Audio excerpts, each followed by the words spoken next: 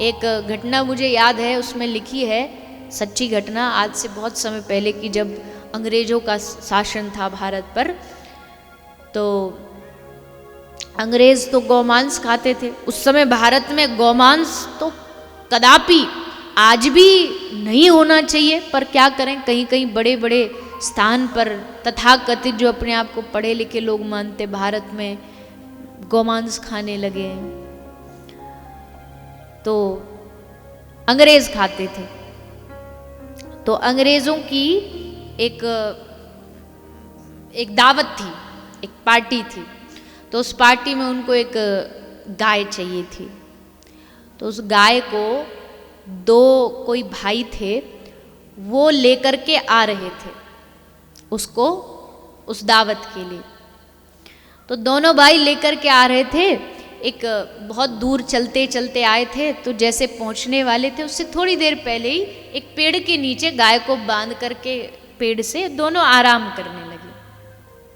आराम करते करते न जाने उसमें से एक जो भाई था, उसके मन में कहाँ से ये भाव आ गया, दया आ गई कि अरे ये गाय जाएगी, इसको मारा जाएगा, खाया जाएगा, ये बेचारी तड़पेगी, कष्ट होगा।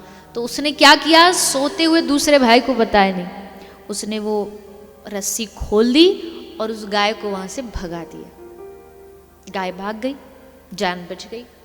अब गाय की तो बच गई, पर जब अंग्रेजों की दावत, अब सब बुलाया था बड़े बड़े अफसरों को, और वो पूरी नहीं हुई, वहाँ पर गौमांस, जिसको अंग्रेजी में बीफ कहते हैं, वो उपलब्ध नहीं हुआ।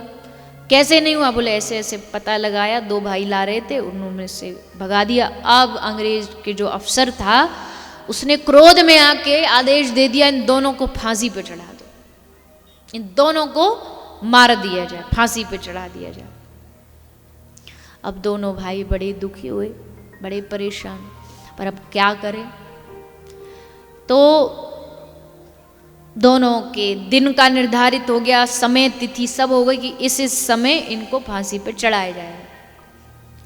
तो जैसे उसको ले जाया गया, ले जा कर के फांसी के फंदा सब तैयार किया, उस पर खड़ा कर दिया गया, और खड़ा करके जो जल्लाद वो करता है अपना, वो पल्ला हटाता है। जैसे उसने पल्ला हटाया, पल्ला हटा, जो उसकी अवधि रहती है जितनी देर वो लटकता है वो लटका।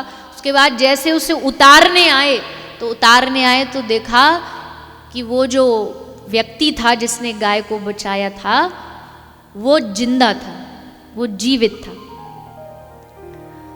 अब सबको लगा कि फांसी के फंदे पर आज तक तो ऐसा हुआ नहीं, कोई जिंदा बचा, ये कैसे जिंदा बचा। तो फिर उस जल्लाद को आदेश दिया, इसको दोबारा लटकाओ। तो दोबारा लटकाया गया, और दोबारा लटका करके फिर जब उसे उतारने आए दोबारा में, तो दोबारा जब उसको उतारा तो दोबारा भी जीवित था। अब तो ये बात चारों ओर फैल गई। अब सबसे पहले तो उस जल्लाद और वो जो जेलर था उसको दंड मिला। क्यों, बोले एक बार अगर किसी कारण से कोई फांसी असफल हो जाती है तो उसके बाद फिर से जाके कोर्ट से आदेश लेना पड़ता है दोबारा के लिए। उसने बिना आदेश जा कर के इसको फांसी पे फंदे पे लटकाने की कोशिश की, इसलिए उसको दंड मिला। और बाद में उस व्यक्ति से किसी ने पूछा कि भैया तू दो बार कैसे बच गया।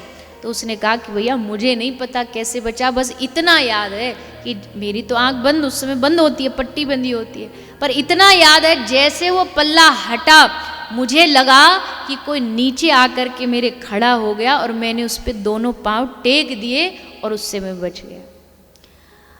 अब वो नीचे आकर के कौन खड़ा हुआ, बोले साक्षात वही गौ माता जिसने उसको बचाया था, वही गौ माता की कृपा से उसने 2 बार उनकी जान बचाई।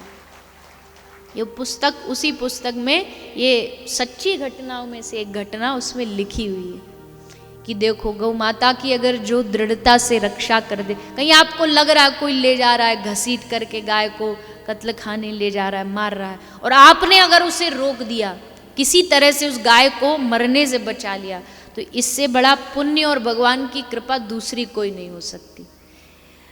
तो इसलिए सेवा करें, सब करें जितनी आपकी सामर्थ्य है। मैं ये नहीं कहती कि आप कोई लाखों करोड़ों रुपया लगा के सेवा करो, पर जितनी सामर्थ्य है उतनी करो। इतना तो कर ही सकते हो, देखो चारे की यहाँ कोई कमी नहीं। कोई ऐसा स्थान हो, पहले के समय तो गौचर भूमि हुआ करती थी, बड़े बड़े हर गांव के पास एक गौशाला की भूमि होती थी, पर उसको आकर के लोगों ने हड़प लिया, उस पर अपना कब्जा जमा लिया, गौचर भूमि नष्ट हो गई।